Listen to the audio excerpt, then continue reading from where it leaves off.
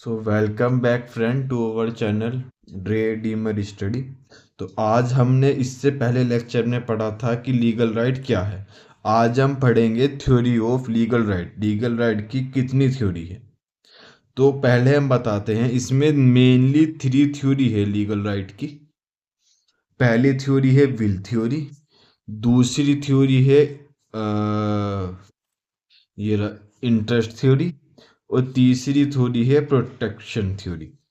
तो हम इसे अब वन बाय वन पढ़ेंगे।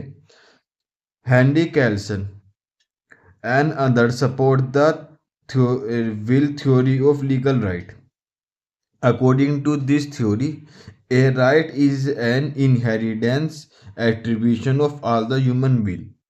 ये कह रहे हैं कि राइट एक इनहेरिटेंस करेक्टर है, क्या इनहेरिटेंस है हर किसी ह्यूमन बीइंग का, कि हर किसी ह्यूमन बीइंग के पास कोई ना कोई राइट जरूर अवेलेबल होती है। This theory further suggest that it is A through a right that a man express his will over an object.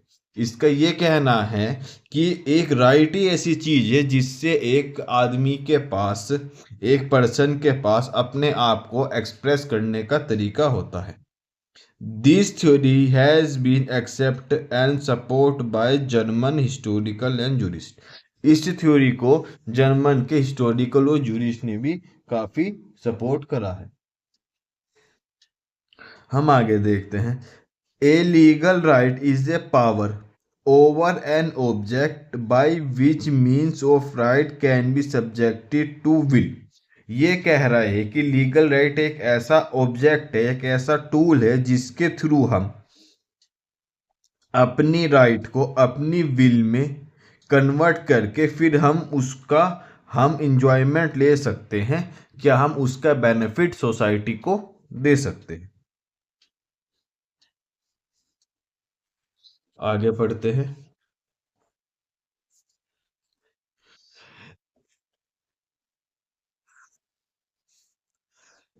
Right of a person means the other are obliged to be for doing something relation to him। ये कह रहा है कि हर right का एक तरीके से के रिलेशनशिप है आपस में। हम फिर आगे देखते हैं इसे कि राइट का किसी भी चीज से कोई ना कोई रिलेशनशिप होता है।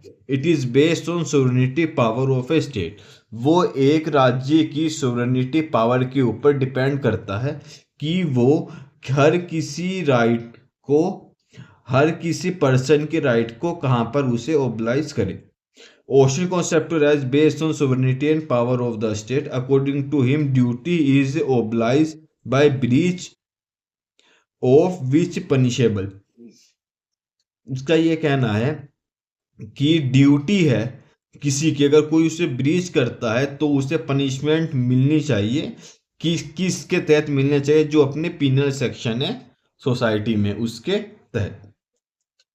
Will is not an essential element of legal right और लॉ। जो ड्यूट ऑथर है वो कह रहा है कि will is not an essential element of legal right. Will एक एसेंशियल एलिमेंट लीगल राइट का नहीं है। The real basic of law is solitary. Solitary basis होना चाहिए लॉ का, लीगल राइट नहीं होना चाहिए।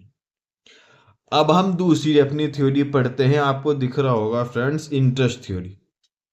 अब हम देखते हैं ये थ्योरी क्या कहती है। Interest theory of legal right was pronounced by German jurist इचरिंग।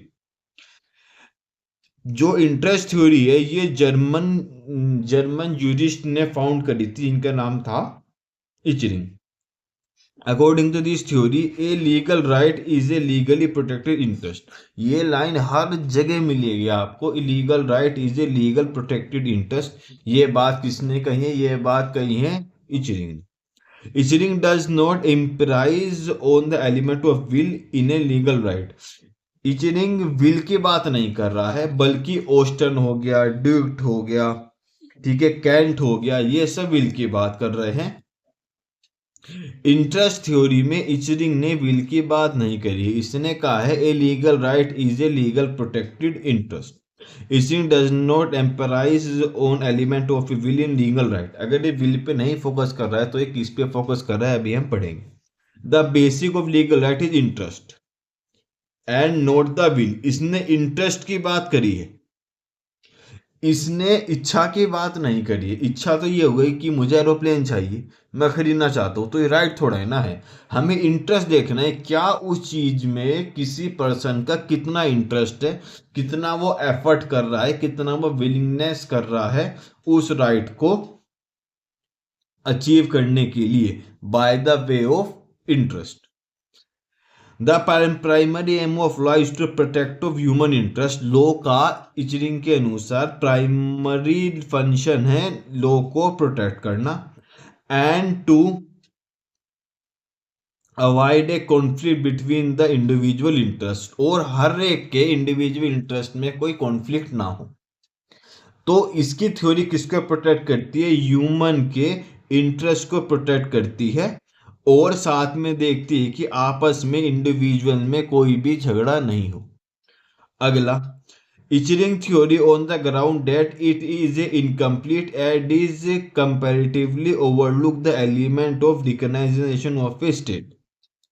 अगर हम इसकी थ्योरी को बेस करें तो हमारी जो स्टेट की थ्योरी है वो हमारी थ्योरी गलत हो जाएगी, है ना। आगे हम पढ़ते हैं,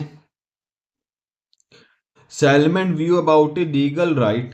According to him, Gray interest theory was only partially true. He emphasized that a legal right is not an interest in it itself, but is only means to attain protection of the interest. ये कह रहा है कि हम खाली interest को base नहीं मान सकते राइट का। इंटरेस्ट से हम खाली प्रोटेक्ट कर सकते हैं अपनी राइट को, कि वो हम उसे कैसे हम उसे सेफ गार्ड क्या सेफ पोजीशन में रखें। अब अपनी नेक्स्ट थ्योरी जैसे आप देख पा रहे होंगे, प्रोटेक्टेड थ्योरी। ये क्या बात करती है? This theory completely deny the existence of legal right. ये थ्योरी साफ साफ मना कर देते कि हम लीगल राइट को पूरी तरीके से नहीं मानते। This argue that state being individual has no separate existence from it. ये कह रहा है कि स्टेट एक इंडिविजुअल है, उसकी कोई सेपरेट एग्जिस्टेंस नहीं है, इसलिए ये प्रोटेक्टिव थ्योरी के अंदर आता है। All right belong to the state and the individual does not any independent legal right answer। ये कह रहा है जो भी राइट स्टेट को दी है या हमने इंडिविजुअल को दी है वो आपस में इंडिपेंडेंस नहीं है। क्यों नहीं है? Because he reject of being from the reality in the modern concept of democratic welfare state. अगर हम एक डेमोक्रेटिक वेलफेयर स्टेट की बात कर रहे हैं तो जो दोनों ऑथर ने बात करी इंटरेस्ट और विल थ्योरी, ये दोनों थ्योरी आज के टाइम में वेलफेयर स्टेट के टाइम में एप्लीकेबल नहीं है प्रोटेक्शन थ्योरी के अनुसार। क्योंकि प्रोटेक्शन थ्योरी में क्या क्या आता है, हम अपना इंटरेस्ट और अपनी हम विल को दोनों को हमें खुद ही प्रोटेक्ट करना है। ये डेमोक्रेटिक कंट्री और वेलफेयर स्टेट जहां पे हैं वहां पे हम ये फॉलो नहीं कर सकते। अब हम अगली वीडियो में पढ़ेंगे element of right and classification of right.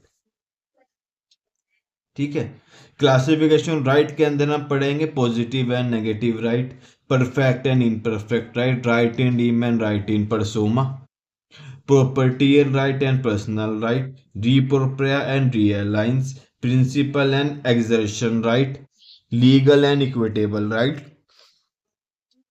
and vestal and contingent right.